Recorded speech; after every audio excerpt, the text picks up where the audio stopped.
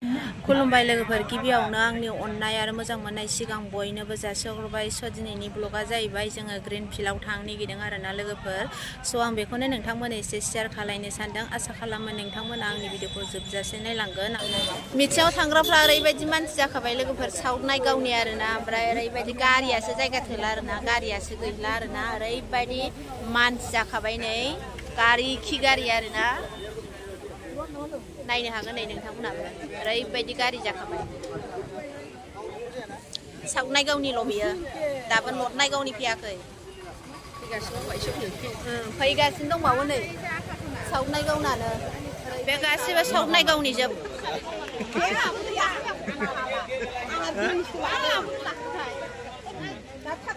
गारियासो थोआसै आरोना, मानसिफ्रालाय फैबावनो नागिरदोंमोन।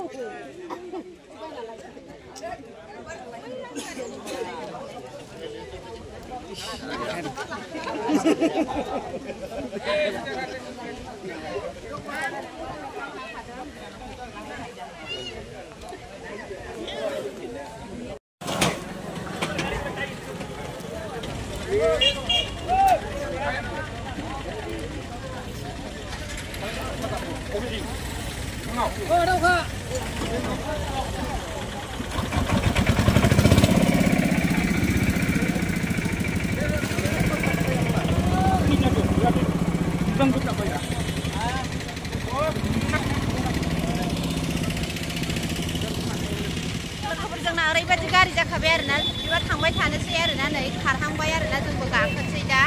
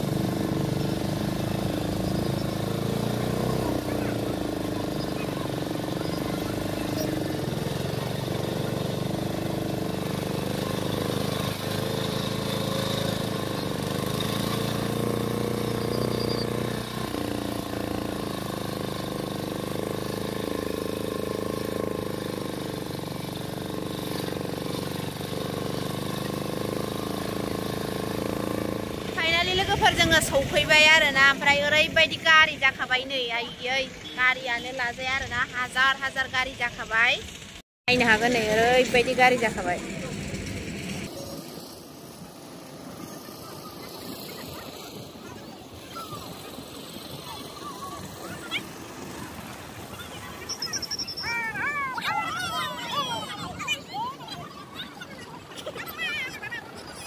भारत माता की, भारत माता की। JP Nadda, Ramesh Kalita, Pramod Boro, BJP, UPPL, AGP, Narendra Modi, Himanta Biswa Sarma, JP Nadda, Pramod Boro, Ramesh Kalita, BJP, AGP, UPPL, doctor Himanta Biswa Sarma, Bharat माता की, भारत माता की, भारत माता की। एनडीए जिंदाबाद, जिंदाबाद, जिंदाबाद, एनडीए जिंदाबाद, जिंदाबाद, जिंदाबाद, जेपी नड्डा जिंदाबाद, जेपी नड्डा जिंदाबाद, जिंदाबाद, एनडीए जिंदाबाद, जिंदाबाद, यूपीपीएल जिंदाबाद, बीजेपी जिंदाबाद, एजीपी जिंदाबाद, नरेंद्र मोदी जिंदाबाद, JP Nadda welcome. Sabinata, welcome. NDA Jindabad. NDA Jindabad. Sabinata, welcome. Sabinata, welcome. UPPL Jindabad. BJP Jindabad. ACP Jindabad. Narendra Modi Jindabad. Narendra Modi Jindabad. Narendra Modi ji Jindabad. Sabinata, welcome. Sabinata, welcome. Bhavesh Kalita Jindabad. Dr. Hemant Biswa Sarma Jindabad. Dr. Hemant Biswa Sarma Jindabad. Prabhat Bora Jindabad. Prabhat Bora Jindabad. Ashok Singhal Jindabad. Ashok Singhal Jindabad. Bharat Mata Ki. Bharat Mata Ki. উপার্জন বঢ়াও লাখপতি হৈ যাওক পৰিয়ালৰ অৰ্থনৈতিক অৱস্থা সবল হওক সেইটোৱে বিচাৰে আজি আমাৰ ঘৰত যদি কোনোবা ছোৱালী কলেজত এডমিশ্যন লয় প্ৰতিজন লৈ পেলাই জয়ী হোৱা এজন কেণ্ডিডেট হ'ব লাগে আৰু আপোনালোকে তাৰ কাৰণে সংকল্প লওক সেইকাৰণে মই আৰু বেছি দীঘলীয়া ভাষণ বহুত পিছত অন্য অন্য অতিথিসকলে ভাষণ ৰাখিব আৰু অলপ পিছতে আমাৰ মুখ্য অতিথি জেপি নাড্ডা ভাৰতীয় জনতা পাৰ্টীৰ সভাপতি আৰু ভৱেশ কলিতা ডাঙৰীয়া আহি উপস্থিত হ'ব আৰু তেখেতসকলৰ পৰা আমি ভাষণ শুনিম সদৌ শেষত মই আপোনালোকক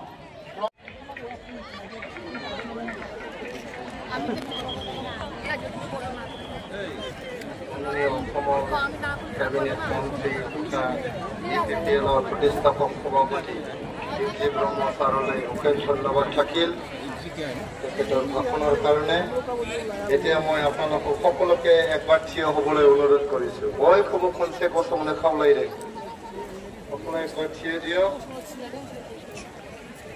থিয় দি পেলাই আপোনালোকে দুইটা হাত দি সকলোৱে শ্লোগান দিয়ক नरेंद्र मोदी जिंदाबाद नरेंद्र मोदी जिंदाबाद डॉक्टर हिमंत बिश्व शर्मा जिंदाबाद डॉक्टर हिमंत बिश्व शर्मा जिंदाबाद अतुल बोरा जिंदाबाद प्रमोद बोरा जिंदाबाद रमेंद्र नारायण कलिता जिंदाबाद यूजी ब्रह्म जिंदाबाद जयंत बसुमतारी जिंदाबाद भारत माता की भारत माता की भारत माता की बहुत আপোনালোকে সকলোৱে এতিয়া মই অনুৰোধ কৰিব বিচাৰিছো আমাৰ এজিপি দলৰ এমএলএ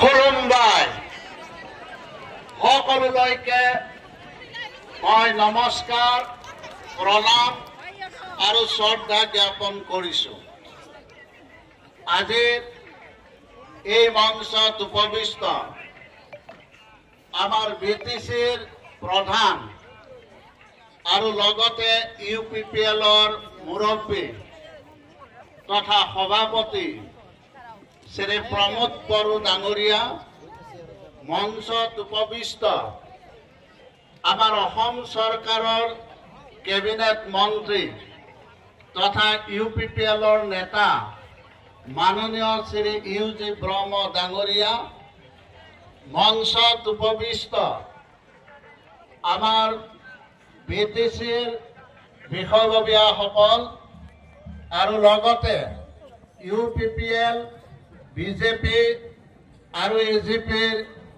কৰ্মকৰ্তাসকল আমাৰ এজিপিৰ উপসভাপতি শ্ৰী কৰ্ণম ৰায় ডাঙৰীয়া আৰু লগতে ইয়াত উপস্থিত আৰু নমস্কাৰ জনাইছো আজি আমি ইয়াত কিয় সমবেত হৈছোহি এই কথাখিনি আপোনালোকে ইতিমধ্যে সমষ্টিত লগতে আমাৰ ইউপিপিয়ে আমাৰ কোকৰাঝাৰ সমষ্টিত এজিপিয়ে মিত্ৰজোঁটৰ হৈ দুটা সমষ্টিত প্ৰতিদ্বন্দ্বিতা কৰিবলৈ ওলাইছে।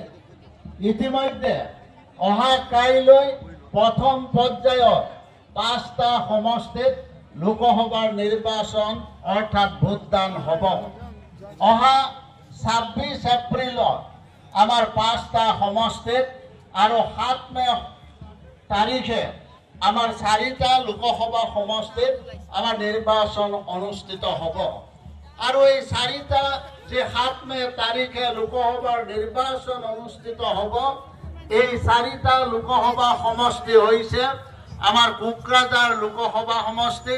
ধোৱাটো যে 100% নিশ্চিত, এই কথাটো আজি আপোনালোকৰ এই সমাগমে আজি প্ৰমাণ কৰিছে।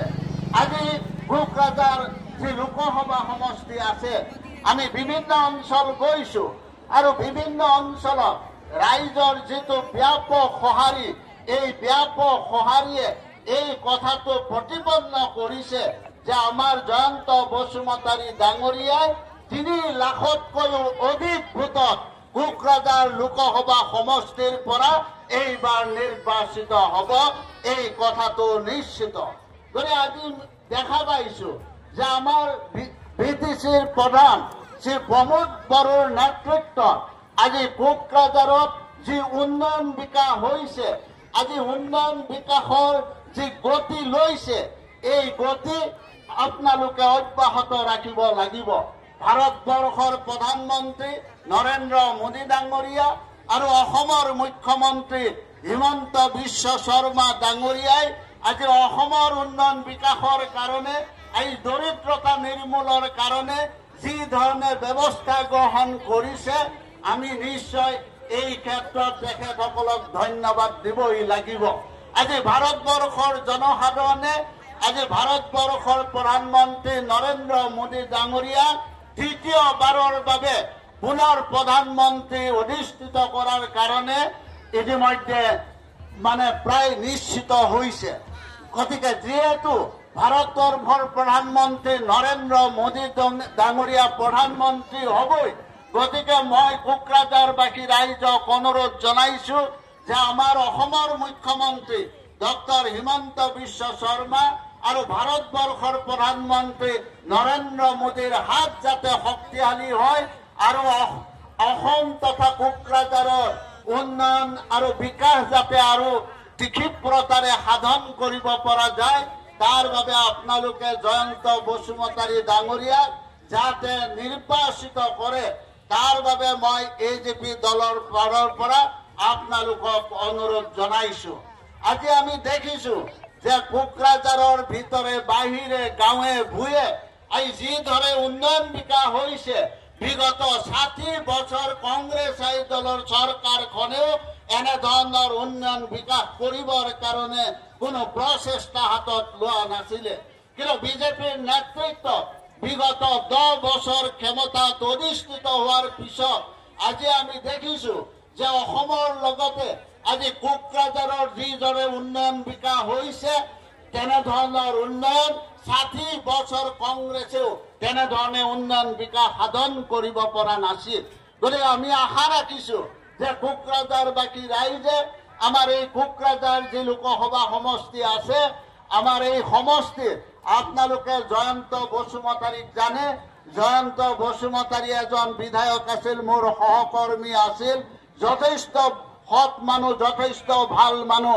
আৰু আমাৰ বিধানসভাতো তেওঁ সক্ৰিয়ভাৱে যি ধৰণে এই সমষ্টিটোৰ উন্নয়ন বিকাশৰ ক্ষেত্ৰত তেখেতৰে যি ধৰণে সদনত মাত মাতিছিল, এইজন বিধায়ক, এইজন প্ৰাৰ্থী যদি লোকসভাৰ যদি নিৰ্বাচনত জয়ী হ'ব পাৰে, তেতিয়াহ'লে এইটো নিশ্চিতভাৱে ক'ব পাৰো যে কোকৰাঝাৰ লোকসভা সমষ্টিৰ অন্তৰ্গত বিভিন্ন সমস্যাৰ সম্পৰ্কতো তেখেতে লোকসভাত নিশ্চয় সবলভাৱে মাত মাতি এই সমস্যাসমূহ নিশ্চয় তেওঁ সমাধান কৰাৰ ক্ষেত্ৰত ব্যৱস্থা ল'ব পাৰিব।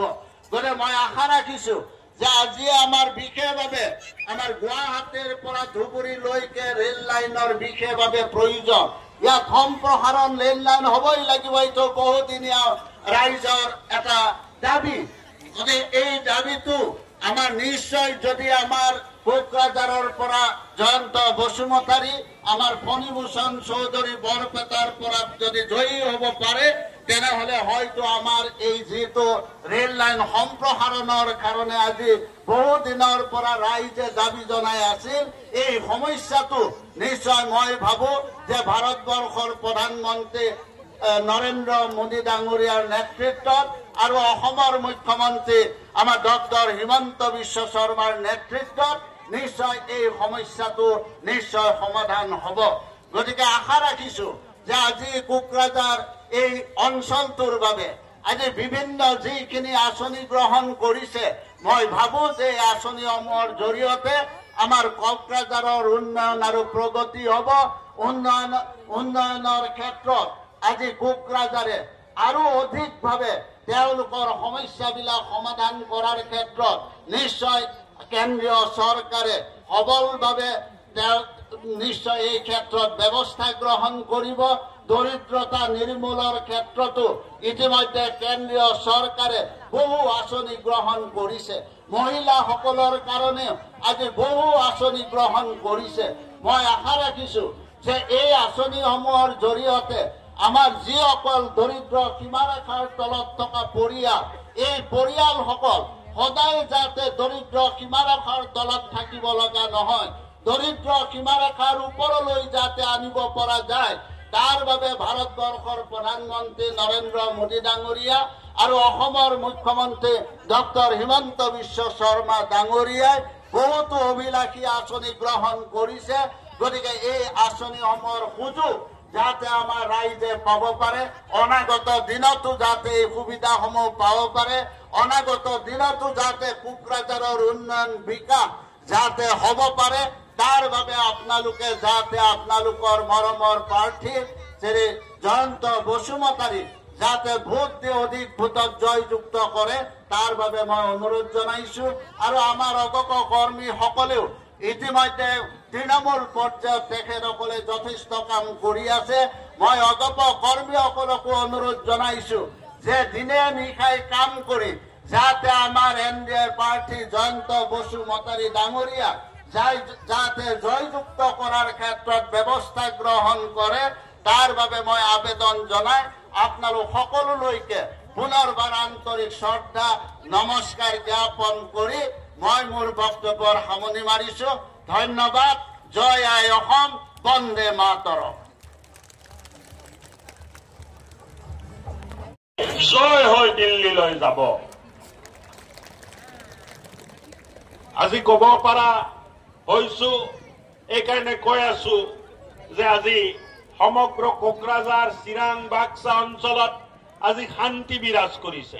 এই শান্তি যে বিৰাজ কৰি আছে, বড়ো শান্তি চুক্তিৰ পিছত গোটেই ল'ৰাবিলাক যিবিলাক জংঘলত আছিল অস্ত্ৰ পেলাই ঘূৰি আহিলে, আৰু স্থায়ী শান্তি আজি বিজেপিৰ নেতৃত্বত প্ৰমোদ বড়োক লগত লৈ কৰিবলৈ আমি সক্ষম হৈছো।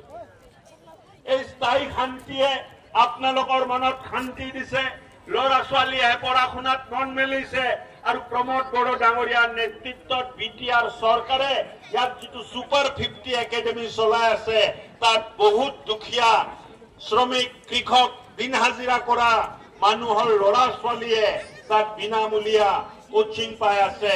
আৰু পোন প্ৰথমবাৰৰ বাবে 40 জন BTRৰ ল'ৰা ছোৱালীয়ে APSC এক্সাম পাছ কৰিছে আৰু এক ইতিহাস ৰচিছে। কোনোদিন তেনেকুৱা হোৱা নাছিলে। এই শান্তি ঘূৰি অহাৰ পিছত BTR চৰকাৰৰ নেতৃত্বত এক বিপ্লৱী শিক্ষা ব্যৱস্থাৰ পৰিৱৰ্তনৰ কাম চলি আছে। ইয়াত বহুত দল ওলাইছে। এই কোকৰাঝাৰত কোনোবা ইণ্ডিপেণ্ডেণ্ট ওলাইছে, কোনোবা BPFৰ দলৰ কেণ্ডিডেট ওলাইছে, ক'ৰবাত কংগ্ৰেছৰ কেণ্ডিডেট ওলাইছে। ৰাইজে এবাৰ কাকো বিশ্বাস নকৰে। কেলে ৰাইজে জানে যে দিল্লীত মোদীজী আকৌ প্ৰধানমন্ত্ৰী হ'ব, আৰু মোদীজীৰ লগত থকা সাংসদ হলেহে ইয়াত ইণ্ডিপেণ্ডেণ্টৰ লগত থাকিলে ইয়াত উন্নয়নৰ কাম নহয়। এইকাৰণে কোকৰাঝাৰ পাৰ্লিয়ামেণ্টৰ ৰাইজে এবাৰ সিদ্ধান্ত লৈছে যে মিত্ৰজোঁট UPPLৰ প্ৰাৰ্থী জয়ন্ত বসুমতাৰীক বিপুল ভোটৰে আমি জিকাম, এই কথাটো আজি স্পষ্ট হৈছে এই জনসভাৰ জৰিয়তে। আজি UPPL দলৰ সমৰ্থন কৰি UPPLৰ কেণ্ডিডেটক সমৰ্থন কৰি ভাৰতীয় জনতা পাৰ্টিৰ ৰাষ্ট্ৰীয় সভাপতি দিল্লীৰ পৰা পোনে পোনে কোকৰাঝাৰলৈ আহি আছে, এইটো দেখুৱাবলৈ যে মিত্ৰজোঁট এক লগত আছে আৰু বিজেপিৰ পূৰ্ণ সমৰ্থন UPPL প্ৰাৰ্থীৰ লগত আছে, এইটো দেখুৱাবলৈ ভাৰতীয় জনতা পাৰ্টিৰ ৰাষ্ট্ৰীয় সভাপতি জগত প্ৰসাদ নড্ডা ডাঙৰীয়া এই জনসভাত কিছু সময়ৰ পিছত অংশগ্ৰহণ কৰিব।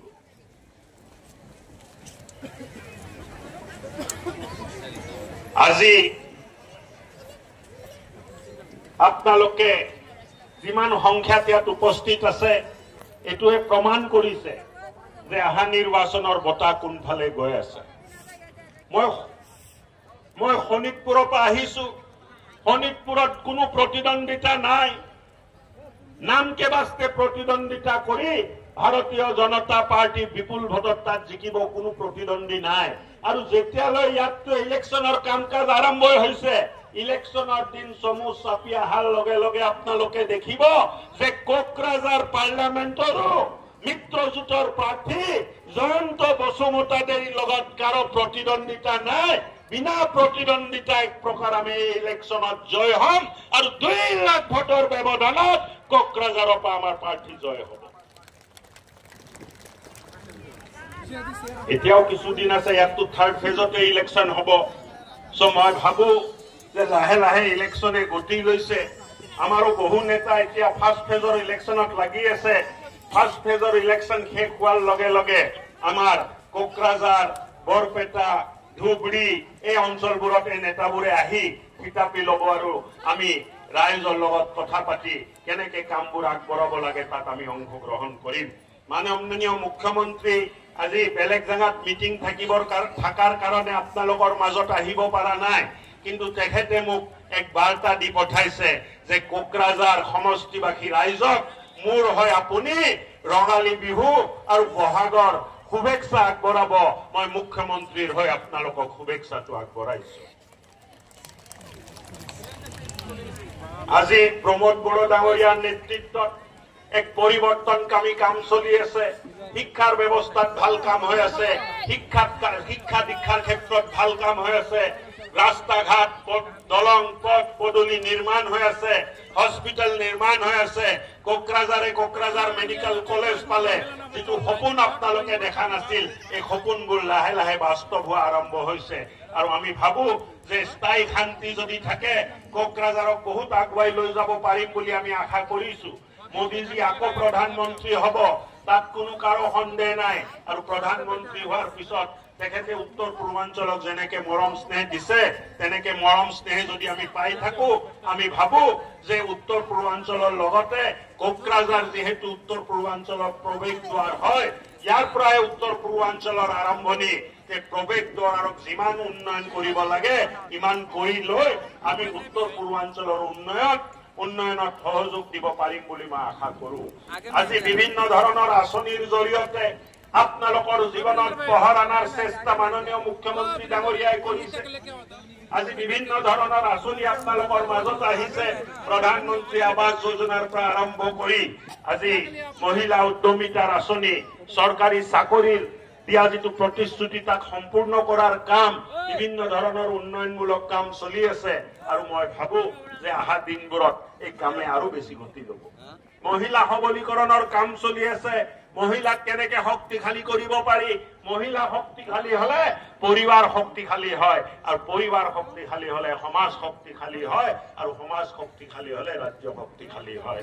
তাৰ কাৰণে মহিলাক বিশেষভাৱে গুৰুত্ব দি মহিলাক কেনেকে আমি সংস্কাৰিত কৰি আত্মনিৰ্ভৰ কৰিব পাৰো, কেনেকে মহিলাক আমি আত্মনিৰ্ভৰ কৰি আগবঢ়াই লৈ যাব পাৰো, তাৰ বাবে আমি সকলোৱে কাম কৰি আছো। আৰু চৰকাৰৰ বিভিন্ন আঁচনি মহিলাক চুই গৈছে। মই ভাবো অহা দিনবোৰত আপোনালোকে এই আঁচনিক ভালদৰে ব্যৱহাৰ কৰি আপোনালোকে আগবাঢ়ি থাকিব পাৰিব। মই এটা কথা ক'ব খুজিছো ৰাচন কাৰ্ড পোৱা আমাৰ ৰাচন কাৰ্ড কোনে কোনে পাইছে হাত উঠাই দিয়কচোন এবাৰ ৰাচন কাৰ্ড পোৱা মানে সকলে হাত উঠাই দিয়ক যিসকল পৰিয়ালে ৰাচন কাৰ্ড পাইছে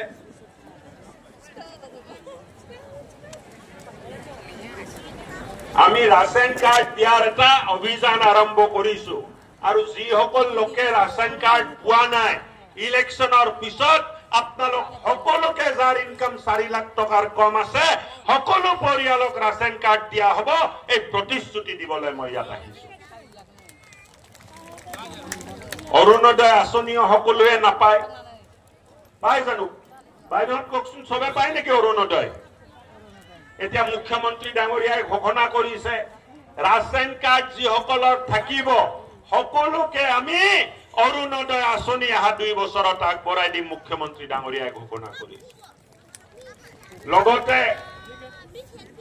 দুখীয়া মানুহ বেমাৰ আজাৰ হওঁতে চিকিৎসাৰ নামত যিটো খৰচ হৈছিল ঘৰটো জুৰুলা হৈ যায় ঘৰ মাটি বিক্ৰী হৈ যায় গহনা বন্ধকত যায় তথাপিও চিকিৎসা কৰিব পৰা নাছিলে প্ৰধানমন্ত্ৰী ডাঙৰীয়া আৰু মুখ্যমন্ত্ৰী ডাঙৰীয়াই প্ৰতিটো পৰিয়াল যাৰ ৰেচন কাৰ্ড থাকিব তাত প্ৰধানমন্ত্ৰী আয়ুষ্মান কাৰ্ড আৰু মুখ্যমন্ত্ৰী আয়ুষ্মান কাৰ্ডৰ জৰিয়তে বছৰি 5 লাখ টকালৈ চিকিৎসা কৰিব পৰা ব্যৱস্থা তেখেতসকলে কৰি দিছে যাৰ যাৰ ৰেচন কাৰ্ড আছে আহা দিনবোৰত সকলোকে প্ৰধানমন্ত্ৰী আয়ুষ্মান কাৰ্ড আৰু মুখ্যমন্ত্ৰী আয়ুষ্মান কাৰ্ড দিয়া হ'ব